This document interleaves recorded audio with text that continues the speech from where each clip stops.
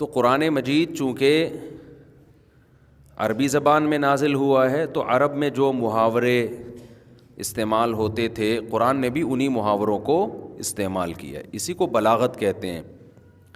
اب دیکھیں اللہ کا کلام ہے نا, اللہ چاہتے تو ایسے کلام میں بات کرتے جو ہماری یا عربوں کی سمجھ میں ہی نہیں آتا. لوگ اشکال کرتے ہیں نا بھئی اللہ تعالیٰ اس انداز میں لوگوں سے کیوں کلام کرتے ہیں جس انداز میں لوگ کلام کرتے ہیں. تو بھئی کلام کی ڈیفینیشن کیا ہے؟ اپنی بات کو لوگوں تک پہنچانے کا جو طریقہ پبلک استعمال کرتی ہے اس کو اس پبلک کی لینگویج اور لغت کہا جاتا ہے, اس پبلک کی زبان کہا جاتا ہے. یہ جو گرامر کے قاعدے ہیں نا, گرامر کے, زبان گرامر کے اصول اور ضابطوں کی محتاج نہیں ہوتی, بلکہ گرامر کس کی محتاج ہوتی ہے؟ زبان کی محتاج ہوتی ہے.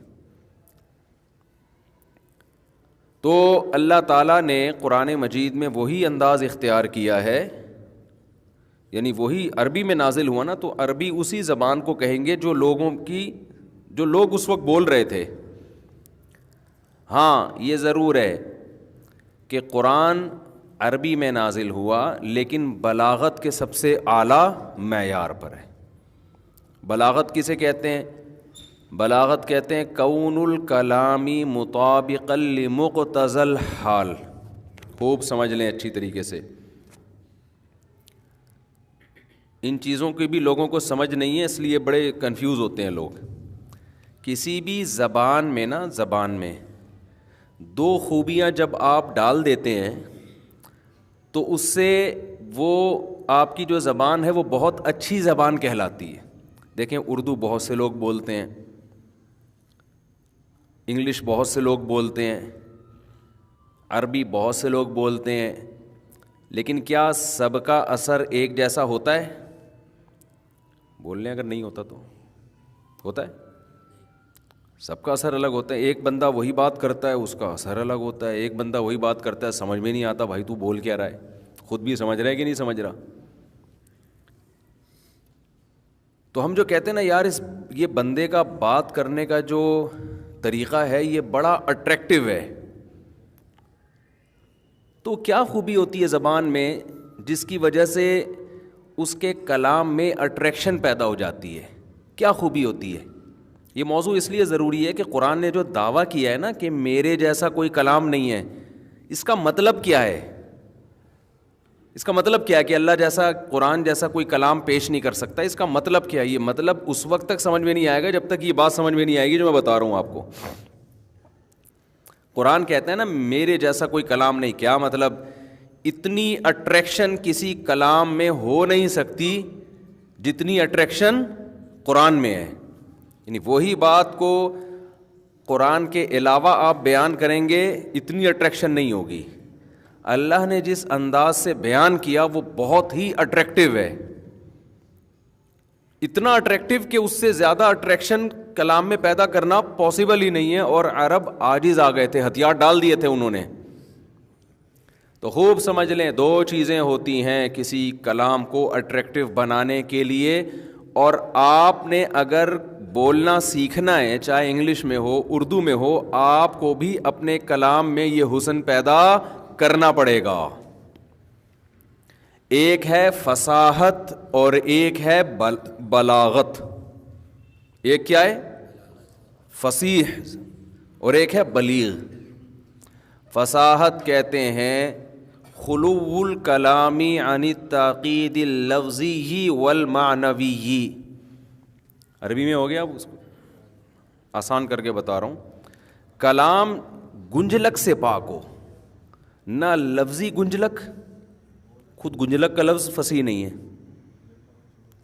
گنجلک سمجھتے ہیں پیچیدگی, نہ لفظی اعتبار سے اس میں کوئی پیچیدگی ہو نہ معنوی اعتبار سے. معنوی کا کیا مطلب؟ ایسا لفظ استعمال کریں اس کا مطلب سمجھانے کے لیے پھر اس کا ترجمہ کرنا پڑتا ہے.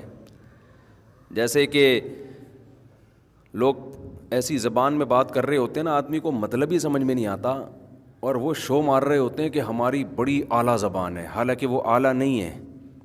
جب آپ ایسے الفاظ استعمال کر رہے ہیں جس کا مطلب سامنے والے کی سمجھ میں نہیں آتا تو لوگ واہ واہ تو کر لیں گے بڑا پڑھا لکھا ہے، لیکن اس انداز کلام میں اٹریکشن نہیں ہوگی. جو بات آپ جو میسج ڈیلیور کرنا چاہ رہے ہیں وہ میسج سامنے والے کی سمجھ میں نہیں آئے گا. جیسے شاعری میں ہوتا ہے نا، اکثر شعر و شاعری میں ایسے الفاظ استعمال کیے جاتے ہیں کہ آپ کو بسا اوقات بہت سے لفظوں کا مطلب ہی سمجھ میں نہیں آ رہا ہوتا. تو یہ فصاحت نہیں ہے. ویڈیو نہیں بنائی ہے، ٹھیک ہے، اچھا ویسے ہی رکھا ہوا ہے. تو یہ فصاحت نہیں ہے. اس سے الجھن ہوتی ہے نا انسان کو، بھائی تو کیا کہہ رہا ہے، کہ ایسا مشکل لفظ کیوں لے کر آیا مارکیٹ میں. تو معنوی لحاظ سے ایسا نہیں ہونا چاہیے کہ سمجھ میں آ رہا ہے کسی کے نہیں آ رہا. تو مشکل زبان استعمال کرنا یہ فصاحت نہیں ہے. فصاحت پہلا اسٹیپ ہے، بلاغت اس کے بعد پیدا ہوتی ہے. اسی طرح بعض دفعہ لفظ سننے میں بڑا کھردرا سا ہوتا ہے، مطلب تو سمجھ میں آتا ہے لیکن وہ اس کی جو پروننسیشن ہے وہ اتنی مزیدار نہیں ہوتی، کھردرا سا لفظ ہوتا ہے وہ. معنوی تاکید میں ایک مثال زبردست جو بلاغت کے ماہرین ہیں وہ دیتے ہیں، لیسا قرب قبر حرب قبر و قبر حرب بمکان قفر. آپ کہیں گے یہ کیا بول دیا بھائی. بولنے والا یہ بتانا چاہتا تھا کہ حرب کی قبر کے قرب میں کوئی قبر نہیں ہے. حرب ایک بندہ ہے، اس کی قبر کے پڑوس میں کوئی قبر نہیں ہے، کیونکہ حرب کی قبر ایک چٹیل میدان میں ہے. تو عربی میں چٹیل میدان کو کہتے ہیں قفر. کیا کہتے ہیں؟ اور نزدیک کو کیا کہتے ہیں؟ قرب. لیسا کا معنی نہیں، لیسا قربا قبری حرب قبر، حرب کی قبر کے قرب میں کوئی قبر نہیں ہے. اب جب آپ یہ بات بولو گے کسی کو، حرب کی قبر کے قرب میں کوئی قبر نہیں ہے، بات تو صحیح ہے. اگلا بولے گا پتہ نہیں کیا کہہ رہے ہیں، مصعب نے کیا فرمایا. کیونکہ بعض لوگوں کی تقریر میں اس طرح کی اضافتیں چل رہی ہوتی ہیں. بات بالکل ٹھیک ہے، حرب کی قبر کے قرب میں کوئی قبر نہیں ہے، کیونکہ حرب کی قبر قفر میں ہے، قفر میں ہے نا، چٹیل میدان میں. لیسا قرب قبر حرب قبر و قبر حرب بمکان قفر. ٹھیک ہے نا.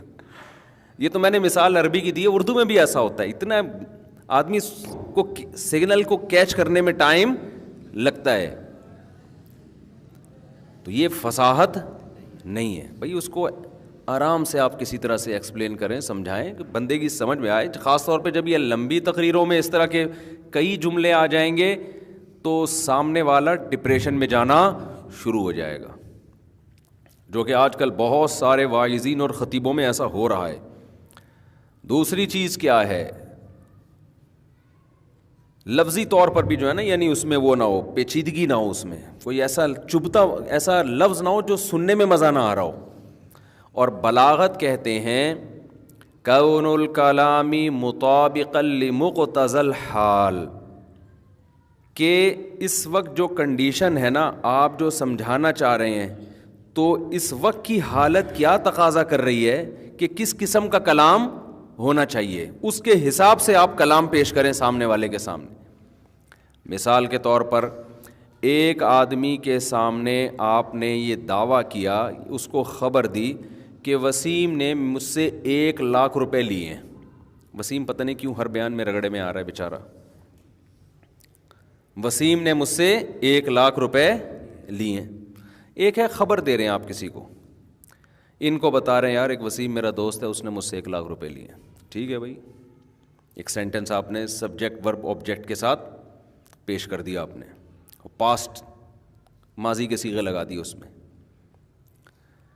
لیکن ایک ایسا شخص ہے کہ جو وسیم کا قریبی رشتہ دار ہے، اس کو پتہ ہے کہ آپ وسیم پر جھوٹی تہمتیں لگا رہے ہو، پورے محلے میں آپ نے مشہور کیا ہوا ہے کہ وسیم نے 1,00,000 روپے لیے ہوئے ہیں. اس کی وجہ سے وسیم بھی ٹینشن میں، اس کے دوست احباب بھی ٹینشن میں. اور آپ کو پتہ ہے میں نے بولا وسیم نے 1,00,000 روپے لیے اور میں پٹا. تو اب یہاں اگر یا تو بولو گے نہیں، بولو گے تو آپ بہت ساری تاکیدیں لگاؤ گے. آپ بولو گے بھائی بات سنو، لا الہ الا اللہ اللہ کی قسم اٹھا کے میں کہتا ہوں کہ وسیم نے واقعی میں میرے 1,00,000 روپے لیے ہیں. تم اس خبر کو جھوٹ, کیونکہ آپ کو پتہ ہے سامنے والا انکار کرے گا. جب انکار کا ڈر ہوتا ہے تو کلام میں تاکیدیں لگائی جاتی ہیں, قسمیں, جس کو عربی میں انا اور لام تاکید. بعض دفعہ کیا ہوتا ہے, آپ جب کوئی خبر کسی کے سامنے پیش کرتے ہیں حصر کے ساتھ پیش کرتے ہیں, یہی ہے, یہی بندہ ہے. کبھی آپ کہتے ہیں یہ بندہ ہے, کبھی کہتے ہیں یہی ہے.